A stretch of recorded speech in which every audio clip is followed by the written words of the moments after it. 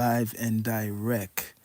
We're going to be talking about a controversial figure right now, um, entrepreneur, businessman, music exec, Sean Combs, Puff Daddy, right? His timeline, his history, and his connection to a lot of things what's been going on in the urban music industry, mostly hip hop, but everywhere, his influence, right?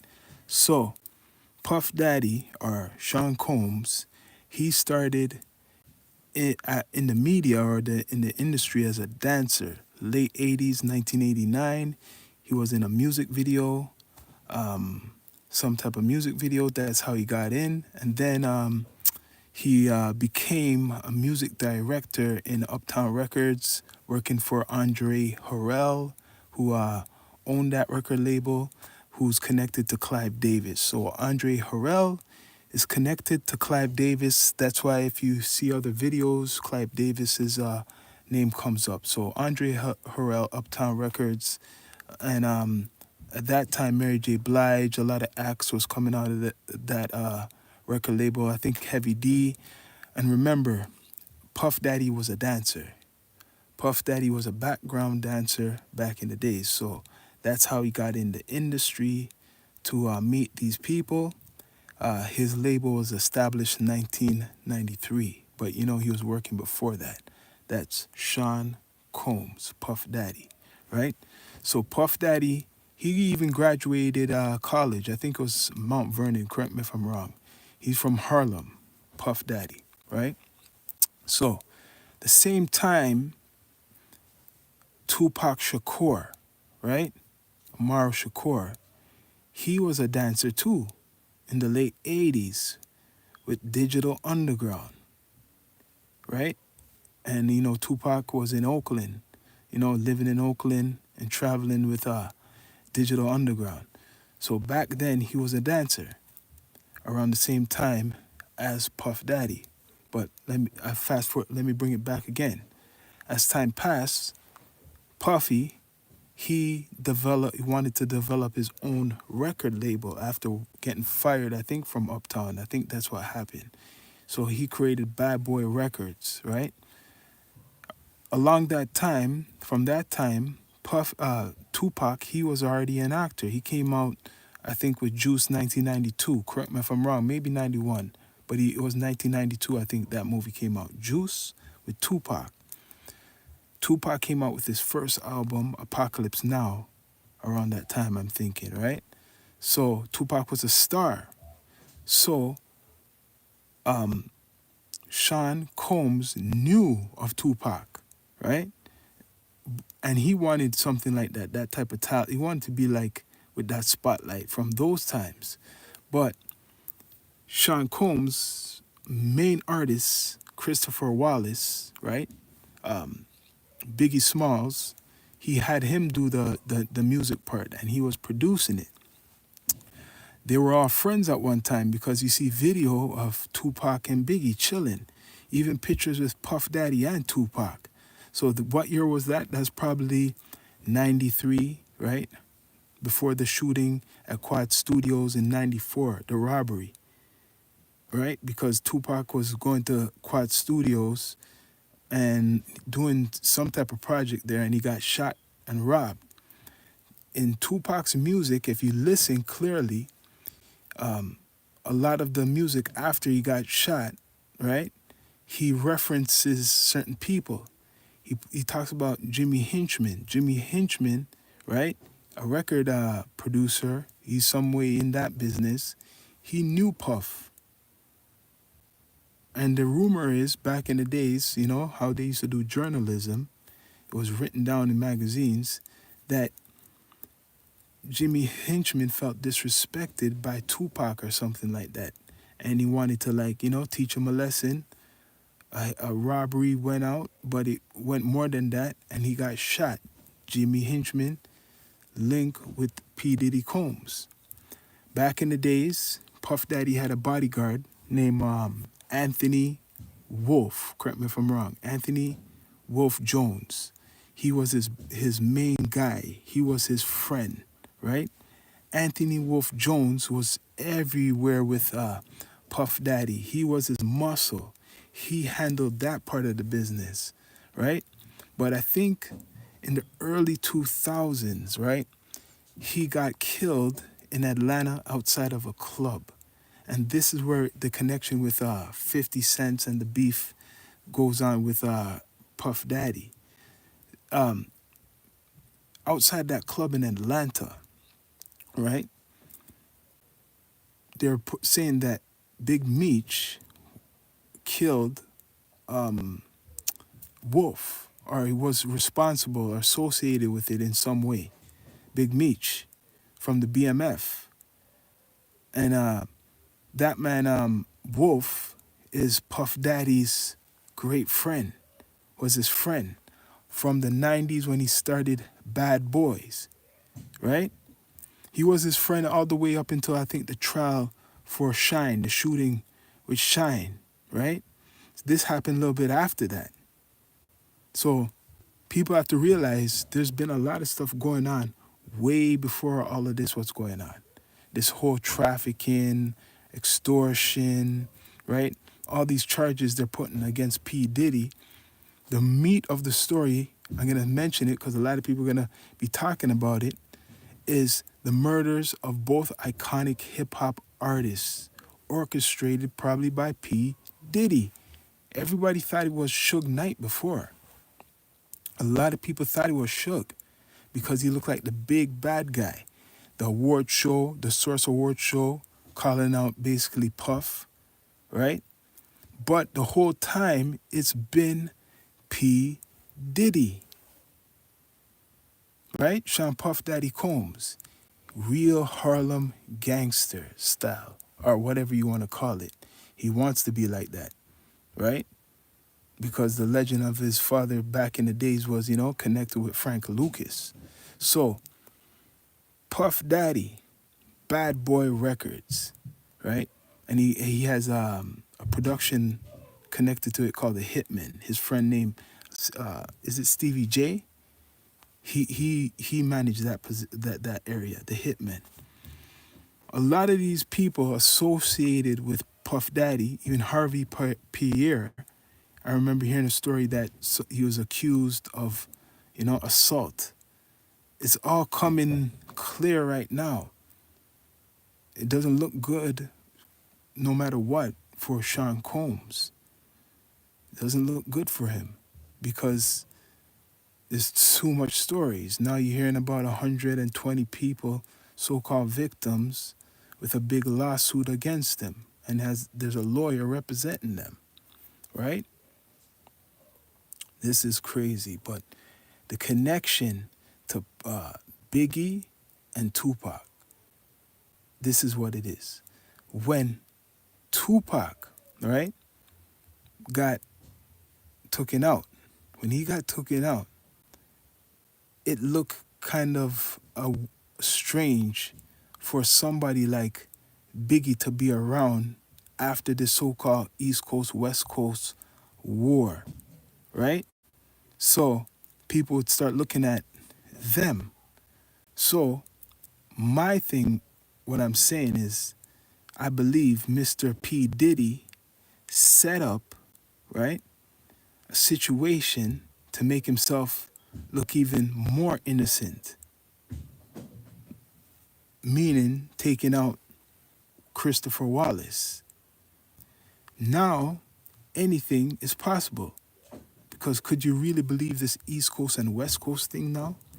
When you're hearing about that Keefe D is locked up, this guy who's connected, they're saying, to killing Tupac with Orlando Anderson, his nephew. This is Keefe D. The guy who they locked up, incarcerated for Tupac's murder, is locked up. They're saying he was the mastermind or behind it, but it was before they were calling the nephew, right? Orlando Anderson. Saying he was the one who killed Tupac, but he's dead now. But the one who they are trying to pin the case on is in prison, and that same guy, before all of this stuff with Puff Daddy came out, that same individual was talking on Vlad. He was saying how he was paid by Puff Daddy, right? To get to get rid of Tupac. That's what he claimed, or you know what I'm saying, the protection for P Diddy. This is how it all started. Before all this talk about what you hear now, there's a guy in prison who was talking about Puff Daddy, and there's been other people who are talking about Puff Daddy, and now he's locked up. Now he's locked up. You have to put the connections, man. This man has a lot of bad energy because a lot of the rappers or people who were with Bad Boy, either they're dead or they went to jail or they haven't got their full royalties from Bad Boy. So there's all this dark cloud over Sean Combs' companies. Even though he started companies like Sean John and became successful, did with Ciroc, he was working with Ciroc, got successful, but his head got so big that he started, that's what happened. He took a company to court, one of the biggest companies, liquor companies in the world. I think it's called Diageo or something like that. So he sued them or whatever for what? Discrimination. Got a lot of money out of them. Let's take it back now. Talking about Biggie, right? And Tupac's murder. So, when Biggie was assassinated, who benefited the most? It was Diddy. Diddy's career took off the most because of he made people feel sorry for him. This was a great campaign, and he became the most successful after Biggie passed. Now, if Biggie didn't pass, the investigation of him would have started earlier. That's what would happen, because they had this East Coast, like I mentioned earlier, this East Coast, West Coast hip-hop war. And by having just Pac dead, it makes people start to dig into this war, if it really is true, because there was no real war. It's all an illusion. There was no East Coast, West Coast war. They made it seem like that. They made it seem like that, but Biggie was going to California. People were loving Biggie in the West Coast, and Biggie died in the West.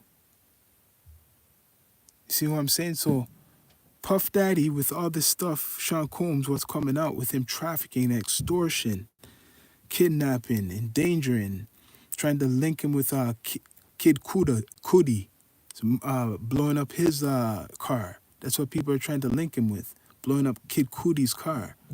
That's part of it. So that means he probably has a statement, right? You hear about stuff about him putting people over ledges, like, what's his name, that rapper? Forgot what his name is. Wale. Wale, putting Wale over the ledge. I don't know if that's what I heard. I don't know if that's true, but that was mentioned. Puff Daddy has stories coming from bodyguards, ex-bodyguards. That man, Gene, he's spilling the most of what he's seen, right? He's spilling a lot, that he's seen a lot of stuff, witnessed a lot of stuff. But then some people may have questions for him. If you know so much, why are you talking now, right? But let's get back to the Tupac and Biggie situation. This whole beef now started between basically Puffy and Tupac, right? This is what, and after then he tried to make it look like it's Biggie and Tupac. This stuff was Puffy and Tupac because Puffy's lady was sleeping with Tupac, the Porter lady. She was sleeping with Tupac back in the days. Tupac was a big celebrity, more than Puff Daddy. So he was like he was like the ladies' man. He was like the ladies' man. And after then, Puff Daddy was dressing like how Tupac wanted to be like Tupac. But look, his obsession led him to have to assassinate him because that's what's coming out now. The family hired an investigator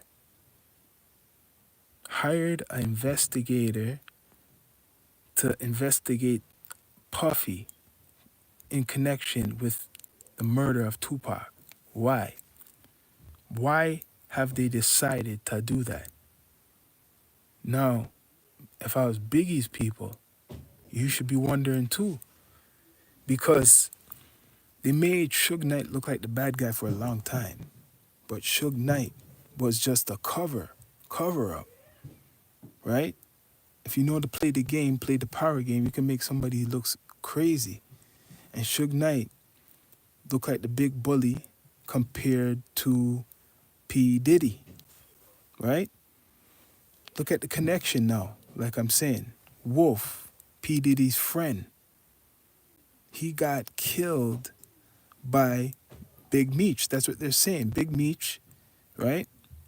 Black Mafia family in Atlanta, connected right now with 50. 50's has done production for the Black Mafia family, Big Meech. And Big Meech has basically beef with Puffy. Big Meech and Puffy, they don't like each other because of that. Wolf was Puffy's best friend. He was the muscle for Bad Boy. He used to handle all the muscle for Bad Boy Records. And then he died in I think the early 2000s. He got murdered. It was in the early 2000s, right? Because he was in the trial for the whole Shine stuff. When Shine shot up in defense for Puff Daddy with J-Lo, he served 12 years or something like that. Shine came out recently saying how Puff Daddy ruined his life, right? He came saying that, like, after hearing all this stuff about Puffy. That's the thing about it. Was he that scary? Did he have put that much fear into people that before all these allegations, you didn't want to say anything? It took a lot of people to come with allegations before you could actually denounce Puffy, because Shine was seen with Puffy, Sean Combs, maybe a couple months before, right? And it seemed all good because he was helping him in some way. He's the president of Belize, Shine, right now, right? But let's go back to this Tupac thing. Tupac was murdered, right, in Los Angeles. And the Crips, the Crip who he kicked, Tupac, is connected to the guy who's locked up right now. And the guy who's locked up right now, Keefe D, he's saying he worked for P. Diddy. So if this man's from Los Angeles and he's claiming that he worked for P. Diddy, that means Puff Daddy's behind the killing of Tupac. It's no coincidence Orlando Anderson was in Los Angeles at the boxing match after the boxing match, right? And after Tupac was there. They knew something was going to be going down. So, yeah, don't believe the hype, man. It's more than just trafficking, extortion, and all of this. This is a murder thing. They want to get him on murder. They're trying to get him on like this underage stuff right now. They're trying to catch him for being with people who are underage. But the real deal is he has some involvement in the Tupac probably murder case, right? Listen to the 7 Day Theory, Machiavelli album. a lot of reference to Sean Combs, even Jay-Z's in it, right? So that's another thing. You're gonna probably be hearing more about Sean Carter, Mr. Jay-Z is gonna be brought up, right? People, please subscribe to the channel, comment, and like. But yeah, Puff Daddy became the king, right, of New York or hip hop. That's what the title is I put because he got the key to the city. New York gave him all these rewards. The hip hop industry, not just New York, they gave him so much awards. They praised him a lot that he got the key to the city in New York and he got other awards, right? He got a lot of things. So he's very influential. But now that this has came out, what's gonna happen now? Are people people are just gonna want to take back all of that glory, right? It's like what happened to Bill Cosby. His shows now, people are looking at it different now. You're looking at a Bill Cosby show different, or R. Kelly songs that are playing. You're just looking at it completely differently, right? Puff Daddy, a lot of people hate him even before all of this because of bad business, but this doesn't help.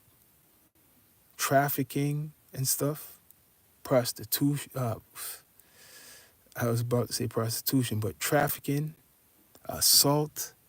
The video with Cassie is what brought him down, kind of in having any type of influence or defense. That video with Cassie just ruined him, I think. But yeah, a lot of things coming up. They changed the judge. The judge's name, I think his last name was Carter, black judge. Now, guess what? They got I don't want to say if he's Indian, but he looks like he's Middle Eastern, a brown judge, completely different. So this should be interesting. The judge, what they have residing over this case. So the first judge was a black judge. So they got rid of him, replaced him with a brown judge, right? Dr. Sumeranian or something like that. His last name. It's going to be interesting. This is historic because he's the judge, and the judgment shall come from probably him and the 12 jurors, what they're going to have for this case. It's going to be crazy, man, because this is revolutionary that in the way that other people are going to get exposed, because there's a whole list of people who was working with Puff Daddy or Sean Combs, not just him. This is the thing about this whole story. More people are going to be exposed, right? And the real thing is, what I'm saying is murder. So bless up. Please subscribe to the channel. This is just part 1.